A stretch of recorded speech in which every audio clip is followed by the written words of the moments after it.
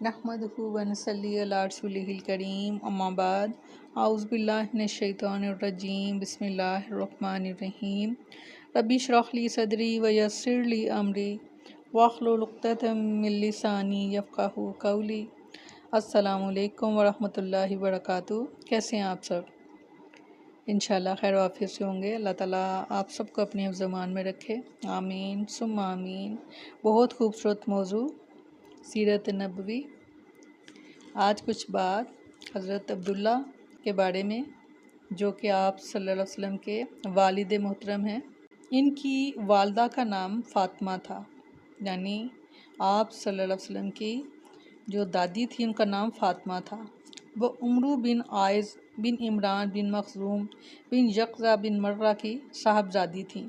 अब्दुल मुत्तलिब की औलाद में हज़रत अब्दुल्ला सबसे ज़्यादा खूबसूरत, पाक दामन और चहीते थे और ज़बीह कहलाते थे। यानी ज़बीह कहलाने की वजह ये थी कि जब अब्दुल मुत्तलिब के लड़कों की तादाद पूरी 10 हो गई, जैसा हमने पिछले लेक्चर में ज़िक्र किया था, तो उन्होंने मन्नत मानी थी कि अगर अल्लाह ताला मुझे 10 बेटे अता करेगा और 10 के 10 जो हैं वो जवान होकर मेरे साथ मेरी हिफाजत के लिए हों, तो मैं एक बेटे को काबे के पास कुर्बान कर दूंगा। तो जब उनकी तादाद उनके बेटों की 10 हो गई और वह बचाव करने के लायक हो गए, यानी जवान भी हो गए, तो अब्दुल मुत्तलिब ने इन्हें अपनी नज़र से आगाह किया, अपने बेटों को जमा किया और बताया कि मैंने इस तरह नज़र मानी थी। तो सब ने बात मान ली। इसके बाद अब्दुल मुत्तलिब ने किस्मत के तीरों पर इन सब के नाम लिखे और हुबल के कय्यम के हवाले किया। कय्यम ने तीरों को गर्दिश देकर कोड़ा निकाला तो अब्दुल्ला का नाम निकला।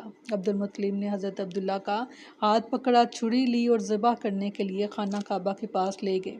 लेकिन कुरैश और खुसूसन हज़रत अब्दुल्ला के ननियाल वाले यानी बनु मखज़ूम और अब्दुल्ला के भाई अबू तालिब आड़े आए। अब्दुल मुत्तलिब ने तब कहा कि मैं अपनी नज़र का क्या करूं।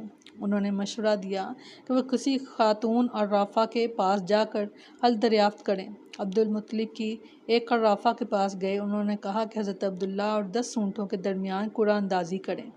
अगर हज़रत अब्दुल्ला के नाम कुरा निकले तो मज़ीद 10 ऊँट बढ़ा दें। इस तरह ऊँट बढ़ाते जाएं और कुरा अंदाज़ी करते जाएं, यहाँ तक कि अल्लाह राज़ी हो जाए। फिर ऊँटों के नाम कुरा निकल आए तो इन्हें ज़िबा कर दें। हज़रत अब्दुल मुत्तलिब ने वापस आकर हज़रत अब्दुल्ला और 10 ऊँटों के दरमियान कुरा अंदाज़ी की, मगर कुरा हज़रत अब्दुल्ला के नाम निकला। इसके बाद वह 10-10 ऊँट बढ़ाते गए और कुरा अंदाज़ी करते गए, मगर कुरा हज़रत अब्दुल्ला के नाम ही निकलता रहा। जब 100 ऊँट पूरे हो गए तो कुरा जो था वो ऊँटों के नाम निकला। अब हज़रत अब्दुल मुत्तलिब ने इन्हें हज़रत अब्दुल्ला के बदले ज़िबा किया और वहीं छोड़ दिया।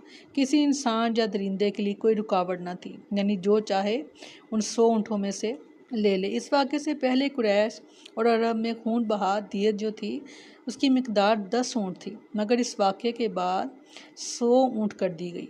यानी दियत में अगर 100 ऊँट जो दिए जाएं तो कातिल को माफ़ किया जा सकता है। इस्लाम ने भी इस मिकदार को बरकरार रखा। नबी सल्लल्लाहु अलैहि वसल्लम से आपका ये इरशाद मरवी है कि मैं 2 ज़बीह की औलाद हूँ, यानी एक हज़रत इस्माइल अलैहिस्सलाम कि जब हमने वो पीछे वाक़या पढ़ा था कि जब हज़रत इब्राहीम अलैहिस्सलाम ने हज़रत इस्माइल को ज़िबा के लिए लटा लिया था तो अल्लाह ताला ने बदले में मेंढा दिया और उन्हें अल्लाह ताला ने हज़रत इस्माइल अलैहिस्सलाम को बचा लिया। और इसी तरह हज़रत अब्दुल्ला जो थे उनके नाम भी जब कुरा निकलता रहा तो फिर 100 ऊँटों के बदले हज़रत अब्दुल्ला जो थे उनको बचा लिया गया कि वो 100 ऊँट ज़िबा किए गए। तो इसलिए आप सल्लल्लाहु अलैहि वसल्लम फरमाया करते थे कि मैं 2 ज़बीह की औलाद हूँ। अब्दुल मुत्तलिब ने अपने साहबजादे हज़रत अब्दुल्ला की शादी के लिए हज़रत आमना का इंतखाब किया कि जो वहाब बिन अब्द मनाफ बिन ज़ोहरा बिन कलाब की साहबजादी थी और नसब और रुतबे के लिहाज से कुरैश की अफजल तरीन खातून शुमार होती थी।